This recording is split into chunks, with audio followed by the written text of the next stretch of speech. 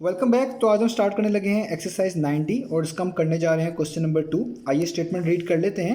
तो question number 2 है, a high speed train travels at a speed of 200 kilometre per hour. एक high speed train है जिसकी speed बताई गई है जिससे वो ट्रैवल कर रही है और वो स्पीड है 200 किलोमीटर पर आवर, यानी 200 किलोमीटर कवर कर रही है 1 आवर में, यानी 200 किलोमीटर 1 घंटे में। तो हमें इस हाई स्पीड ट्रेन की जो स्पीड है वो बेसिकली बताई गई है।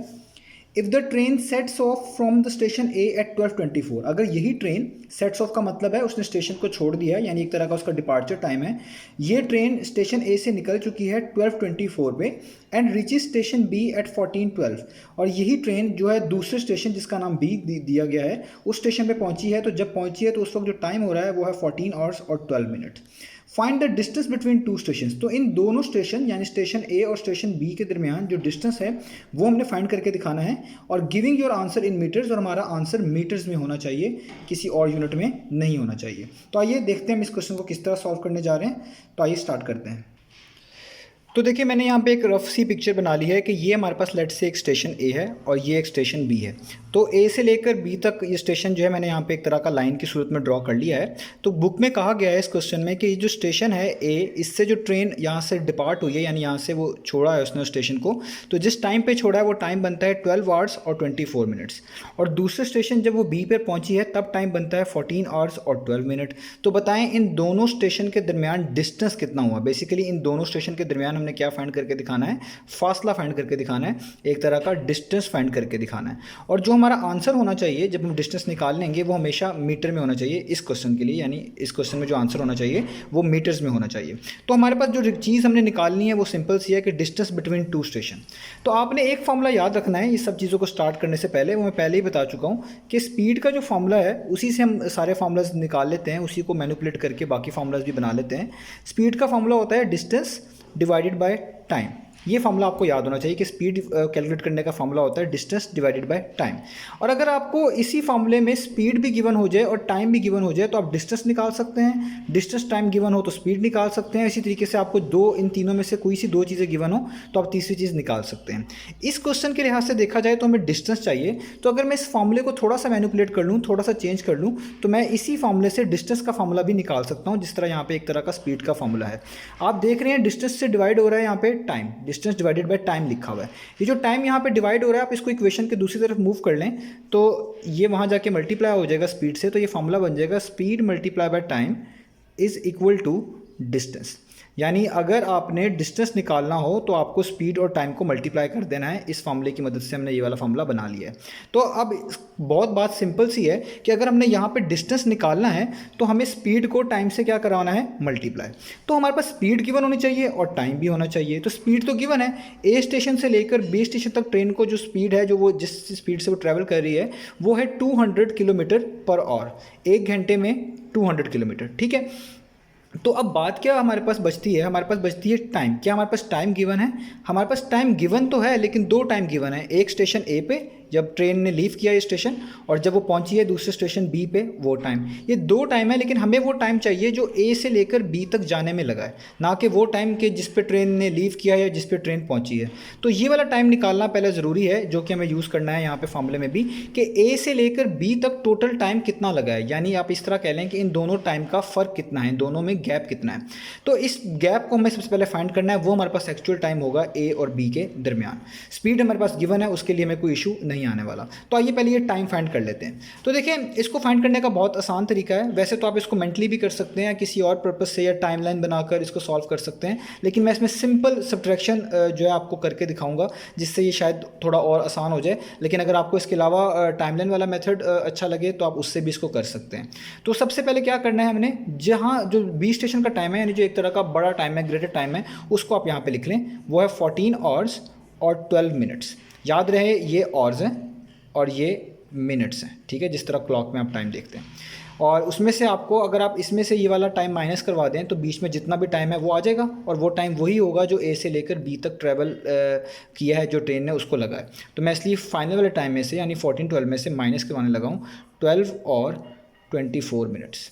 अब ये वैसे तो कहने को सब्ट्रैक्शन है, लेकिन आप लोगों ने इस पे ध्यान रखना है, ये बिल्कुल कैजुअल सब्ट्रैक्शन की तरह नहीं होगी। इसमें 2 गैप्स हैं। ये ऑर्स वाला सेक्शन है, यानी यहाँ पे सिर्फ घंटे ही आ सकते हैं और यहाँ पे सिर्फ मिनट्स ही आ सकते हैं। तो ये ना हो कि आप इसको सिंपल सब्ट्रैक्शन की तरह करें और इसमें कोई ना कोई गलती हो जाए। तो आपने थोड़ा ध्यान रखना है कि यहाँ पे मिनट्स ही आने चाहिए और यहाँ पे ऑर्स ही आने चाहिए, ताकि कोई गलती ना हो।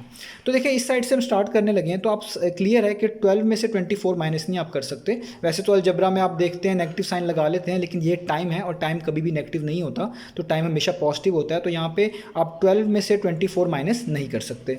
तो वही प्रोसीजर जो एक तरह का सब्ट्रैक्शन में हम फॉलो करते हैं, कैरी वाला प्रोसीजर, तो वही हम करेंगे। हम यहाँ से 1 घंटा बोरो कर लेंगे 12 के लिए, यानी 1 घंटा यहाँ से माइनस कर लेंगे और वो किसको दे देंगे, इस 12 मिनट को। तो मैं यहाँ से कह रहा हूँ, मैं इस पर क्रॉस लगा रहा हूँ। तो जब मैं यहाँ से 1 घंटा 12 को दूंगा, क्योंकि 24 यहाँ पे बड़ी वैल्यू है, 12 में से माइनस नहीं हो सकती, तो जब मैं यहाँ पे 1 घंटा बोरो करूँगा इसके लिए, तो यहाँ पे सिर्फ कितने घंटे बचेंगे, 13। और वो जो 1 घंटा यहाँ पे आ जाएगा, यानी वो जो 1 घंटा आपने यहाँ पे प्लस करना है, वो बेसिकली ऑर्स में प्लस नहीं होना चाहिए, क्योंकि ये तो मिनट का सेक्शन है। तो आप इसलिए ये जो घंटा यहाँ पे आप प्लस कर रहे हैं, इसको बोरो करवा रहे हैं, उसके लिए बेहतर है आप इस ऑर्स को भी मिनट में कर लें, क्योंकि आपने 1 घंटा एक तरह का कैरी दिया है। तो 1 और किसके इक्वल होता है, 1 और का मतलब होता है 60 मिनट्स। तो इसका मतलब है आपने इस वाले सेक्शन में 60 मिनट्स और डाल दिए, यानी एक तरह का मैं इसके ऊपर लिख देता हूँ कि वो जो 1 और बेसिकली आया है वो बेसिकली 60 मिनट्स आए हैं। ठीक है, यहाँ से आपने घंटे ट्रांसफ़र किए हैं, लेकिन क्योंकि ये मिनट वाला सेक्शन है तो आपको मिनट्स को की सूरत में लिख के यहाँ पे ऐड करना है। तो ये 14 में से 1 घंटा गया तो 13 हो गए, और यहाँ पे 1 घंटा आया, 1 घंटे का मतलब है 60 मिनट्स और हो गए। तो अभी टोटल मिनट्स कितने हो चुके हैं, अब ये हो चुके हैं 60 + 12। तो ये टोटल मिनट्स कितने हो चुके हैं, 60 + 12, और वो कितने हो गए हैं, 72 मिनट्स। तो देखें अब आसान हो गया है, अभी 72 मिनट्स हैं, नीचे 24 मिनट्स हैं, और आप इनको माइनस कर सकते हैं। तो 72 में से जब आप 24 मिनट्स माइनस करेंगे तो आपके पास आंसर आएगा 48। सिंपल सब्ट्रैक्शन, यहाँ पे 6 हो जाएगा, ये 12 बन जाएगा, 12 में से 4 जाएगी 8 हो जाएगा, 6 में से 2 जाएगा 4 हो जाएगा। 72 में से 24 निकाल दिए, 48 आ गया। ठीक है, और यहाँ पे तो बिल्कुल सही है, यहाँ पे 13 लिखा हुआ है, यहाँ पे 12 लिखा हुआ है, तो 13 में से 12 निकालेंगे तो यहाँ पे जस्ट आ जाएगा 1। तो ये क्या टाइम मिल रहा है, ये टाइम मिल रहा है 1 और 48 मिनट्स। मैं इसको यहाँ पे लिख भी देता हूँ, ये टाइम हमारे पास निकल आया है 1 और 48 मिनट्स। तो इस तरीके से मैंने इन दोनों स्टेशन के दरमियान में जो ट्रैवल किया है ट्रेन ने ए से बी तक, जो टाइम बनता था वो मैंने निकाल लिया है, वो है 1 और 48 मिनट्स। आप ये खुद से भी कैलकुलेशन कर सकते हैं, मैंने यहाँ पे फिर भी करके दिखा दिए कि कोई कन्फ्यूजन ना हो। तो अब हमारे पास टाइम आ चुका है, स्पीड पहले से मौजूद है, जस्ट इस फॉर्मूले में वैल्यूज पुट करनी है तो सारा कुछ आसान हो जाएगा। तो आइए देखते हैं इसको आगे किस तरह हम करने जा रहे हैं। तो टाइम मैंने निकाल ली है 1 और 48 मिनट अभी आपके सामने, लेकिन अभी इधर एक और भी प्रॉब्लम है। वो प्रॉब्लम ये है कि इस तरह का टाइम आप इस फॉर्मूले में पुट नहीं कर सकते, क्योंकि यहाँ पे स्पीड लिखी हुई है 200, और जब आप उसको मल्टीप्लाई बाय टाइम करेंगे और टाइम में इस तरह लिखेंगे 1 और अलग से और 48 मिनट अलग से, तो आप मल्टीप्लिकेशन नहीं कर पाएंगे कि 200 को 1 से करवाना है मल्टीप्लाई या 48 से करवाना है, जबकि ये ऑर्स है और ये मिनट्स हैं। तो इसलिए इस फॉर्मूले में पुट करने से पहले आपको जिस तरह यहाँ पर एक न्यूमेरिकल वैल्यू है, एक डिजिट है सिंपल, इस तरह इस दोनों चीज़ों को भी कंबाइन करके कोई एक चीज़ बनानी पड़ेगी, यानी इन दोनों के यूनिट्स को भी एक यूनिट बनाना पड़ेगा ताकि आप आसानी से मल्टीप्लाई कर सकें। वरना अगर आप इनको डायरेक्ट लिखेंगे तो ये कन्फ्यूजन हो जाएगी कि यहाँ पे किलोमीटर पर आवर में डाटा है, यहाँ में आवर में भी डाटा है और मिनट में भी डाटा है, तो इस तरह चीज़ों को आप मल्टीप्लाई नहीं कर पाएंगे। तो इसके लिए मैं क्या करूँगा, मैं इस पूरे टाइम को एक ही यूनिट में ले आऊँगा, यानी इसमें मिनट्स और आवर्स अलग-अलग है, मैं इन दोनों को आवर्स में ही ले आऊँगा। और आवर्स में ले आना इस वजह से भी बेहतर है कि यहाँ पे स्पीड भी किलोमीटर पर आवर में ही गिवन है, तो उसके लिहाज से वो जस्टिफिकेशन भी हो जाएगी। तो आपने सिंपल सा याद रखना है, किसी भी अगर आपको मिनट से आवर्स में कन्वर्ट करना हो, यानी मिनट्स आपके पास गिवन हो और आपने उसको आवर्स में लेके आना हो, तो आपने जस्ट उस मिनट को डिवाइड कर देना है किससे, 60 से। जिस तरह यहाँ पे 48 मिनट्स हैं और मैं इसको आवर्स में लेके आना चाहता हूँ, तो आपने इस 48 को किससे डिवाइड कर देना है, 60 से। तो यही टाइम मैं यहाँ पे इसको लिखने लगा हूँ ताकि ये एक ही पीस में बन जाए, एक ही यूनिट में आ जाए। तो ये हो जाएगा 1 और जो 48 मिनट्स है ना, मैं इसको डिवाइड कर दूँगा 60 से। 1 और को 48 को मैं डिवाइड कर दिया 60 से। अब इससे क्या फ़ायदा होगा, ये चीज़ पूरी की पूरी किस में आ जाएगी हमारे पास, ये हमारे पास आ जाएंगी आवर्स में, यानी ये पूरा एक तरह का अब हमारे पास घंटे बन गए, यानी टाइम जो है हमारे पास ये बन गया।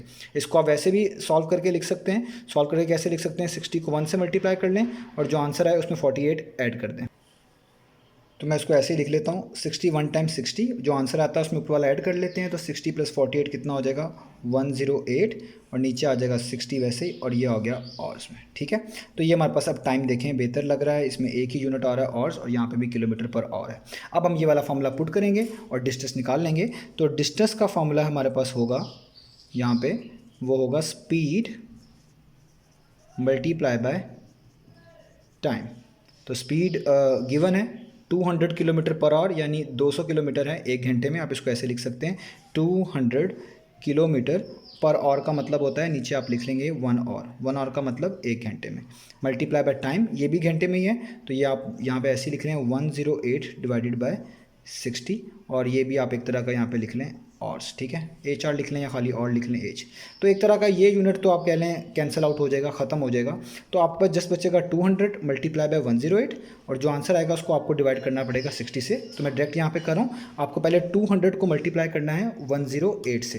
तो जब आप 200 को मल्टीप्लाई करेंगे 108 से, तो आपके पास आंसर आएगा 21600। जो आंसर आएगा उसको आपने 60 से डिवाइड कर देना है, तो आपके पास इसका आंसर आ जाएगा 360, और यहाँ पे जैसे किलोमीटर बचेगा तो ये आ गया किलोमीटर। तो देखिए डिस्टेंस तो आपने निकाल लिया है, वो कितना निकाला है 360 किलोमीटर, लेकिन बुक में कहा गया था कि इस क्वेश्चन में आंसर किलोमीटर में नहीं जस्ट मीटर में होना चाहिए। तो वो बहुत आसान है, आपको पता है कि 1 किलोमीटर का मतलब होता है 1000 मीटर। तो जहाँ पे ये किलोमीटर लिखा हुआ है इसको जस्ट आपके रिप्लेस कर देना है किससे, 1000 मीटर से, ताकि ये मीटर में आ जाए। तो अगले स्टेप में आप इसको लिख लें 360, इस किलोमीटर की जगह पे आ जाएगा 1000 मीटर।